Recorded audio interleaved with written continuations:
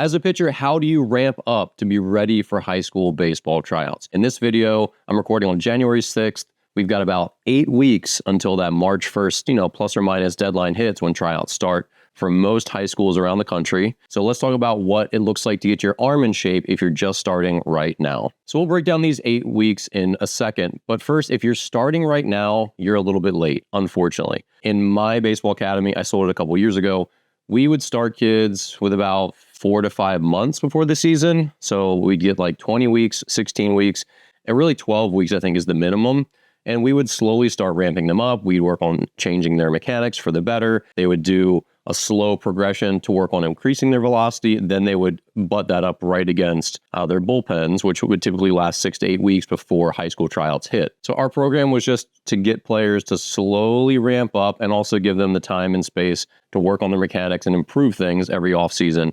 So they were showing up at tryouts significantly better than they were the previous season. Unfortunately, you should understand that that's what you're going up against now more than ever. There are more and more academies. It's a big part of being a good baseball player now who are professionally prepping players to make their high school team and hopefully play in college and maybe play pro ball one day. So if you're just starting now with 8 weeks to go, you are behind the 8 ball. I hate that it's like that, but that is what good training looks like. Here's what you'll do week by week for the next 8 weeks. So in this first week, you're going to play catch 3 or 4 days in this week. 40 to 60 throws. You can throw a little more, but it needs to be catch speed. So just don't go out there and just start throwing lasers to your partner. And this is a big thing with catch. Even if your partner is only 60 feet away, if you're throwing 85 miles per hour to them 60 feet away, that's not catch anymore. So catch speed is like just firm enough to get it there. It should be very low effort. But again, like soft line, if it hits your partner, that's great. But if you start really firming it up, then that's a different level of intensity. So when I say catch, I mean just hard enough to hit your partner. 50, 60 miles per hour, something like that is going to be all it takes for like somewhere between 60 and 90 feet. Week 2, January 12th, next week, bump up your catch to 4 days a week. So first week, your volume is like 3 or 4 days a week. Second week is definitely 4 days a week. If you want to throw a fifth day, that's fine. All catch still in the 40 to 70 throw range, something like that. And if you want to go a little bit longer, other days, that's fine too. When I was throwing in the winter, I would sometimes make 120 throws playing catch, but they were legitimately all catch speed. They were soft. That's how I learned. I taught myself a changeup. That's how I would flip breaking balls and really start to get the feel for those pitches, even though it wasn't at game speed. So you can certainly, at this point, start throwing your changeup, your slider, your curveball at catch speed to your partners just to start getting comfortable with the grip. That's an important part of all of this. If you're throwing those pitches at 50 miles per hour, it's not going to be bad for your arm. Just mix them in as like a, 2 fastballs, 1 curveball, 2 fastballs, 1 changeup, or 1 fastball, 1 changeup, or 2 fastballs, 2 changeups, whatever it is. Just mix them up into sets and make sure you flash your partner, et cetera, et cetera. Week 3, go to 5 days a week of throwing, 3 days of catch, and then 2 days of long toss. And when I say long toss, I'm not saying like furiously bomb it out. I don't like to go full like height and like really throw mortars. There's research that shows that puts more stress on your elbow even than competitive pitching.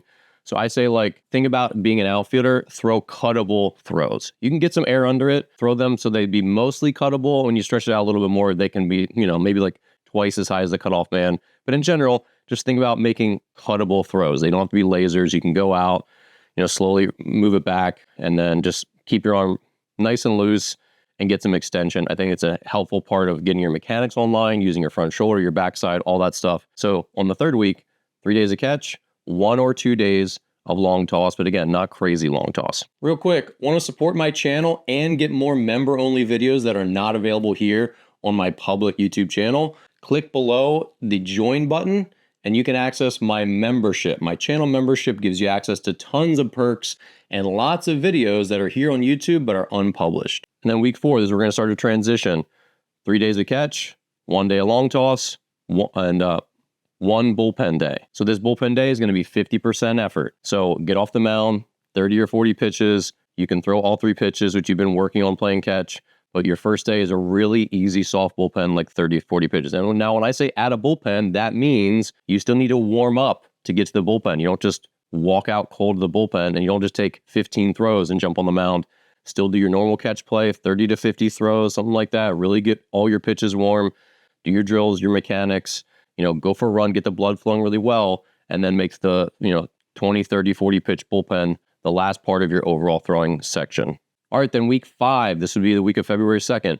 2 days of catch, 1 day of long toss, 2 bullpens. Space them out so the bullpens have 2 clean days in between.